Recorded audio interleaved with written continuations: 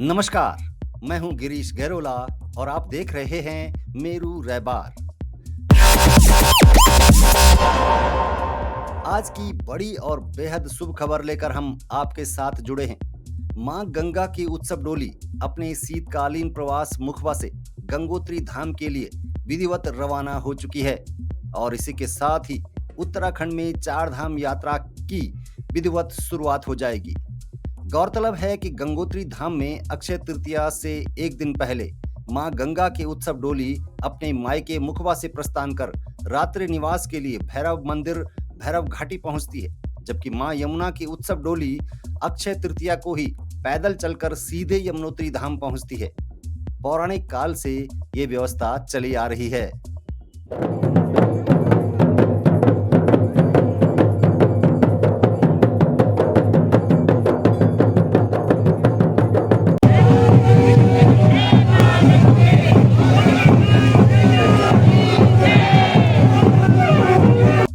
Dolan गाड़ों की गूंज, army band की मधुर धुन और हर हर गंगे के जयकारों से गूंज उठा पूरा मुखवा गांव।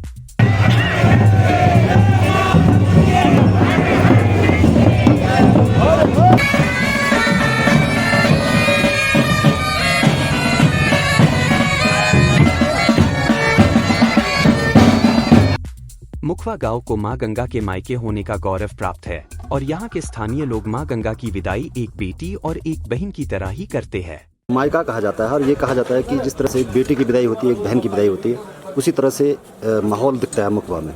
किस तरह की तैयारियां होती हैं? आज यहाँ पे बड़ा हर्ष और उल्लास है और जिस तरह से एक बेटी ससुराल के लिए जाती है उसी प्रकार से हर श्रद्धालु के अंदर एक श्रद्धा होती है कि माँ गंगा अपने मुख्य जो है गंगोत्री धाम के लिए प्रस्थान कर रही है। हजारों श्रद्धालुओं की उपस्थिति में मां गंगा की डोली ने अपनी यात्रा आरंभ की। ये सिर्फ एक परंपरा नहीं, आस्था का वो अद्भुत संगम है जो देवभूमि उत्तराखंड की रग रग में बसा है।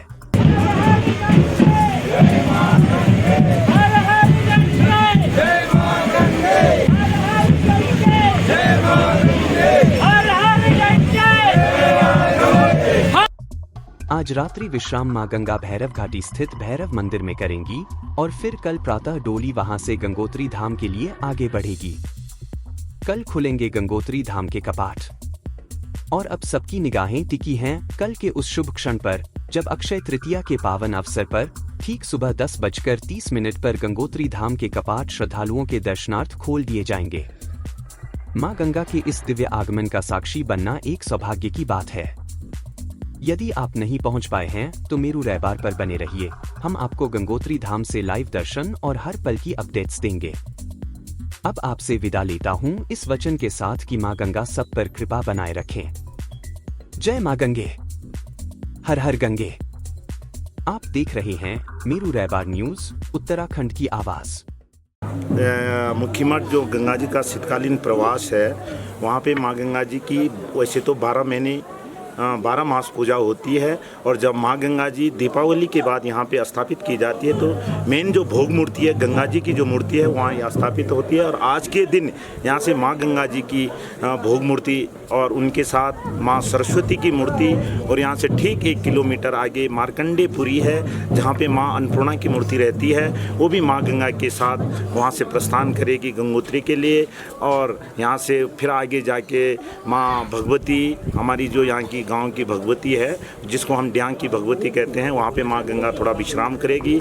उसके बाद जो है छोलंग एक नामक स्थान आता है वहाँ पे भी माँ गंगा विश्राम करेगी और ठीक वहाँ से आगे चल के जंगम ऋषि का आश्रम है जिसको गंगा जी का नाम जाह्नवी कहा गया है, वहाँ पे भी माँ गंगा प्रस्थान करके ठीक उससे आगे चल के तिब्बत बॉर्डर में जो ITBP की सीमा की रक्षा करते हैं वो वहाँ पे जाके थोड़ा माँ गंगा जी विश्राम करेगी। वहाँ पे भी ITBP सीमा के जो जवान हैं वो सभी श्रद्धालुओं को जलपान इत्यादि करवाते हैं और रात्रि को माँ गंगा जी हमारे जो आनंद भैरव है, आनंद भैरव के नाम से जाने जाते हैं, माँ गंगा जी वहाँ पे रात्रि विश्राम करेगी।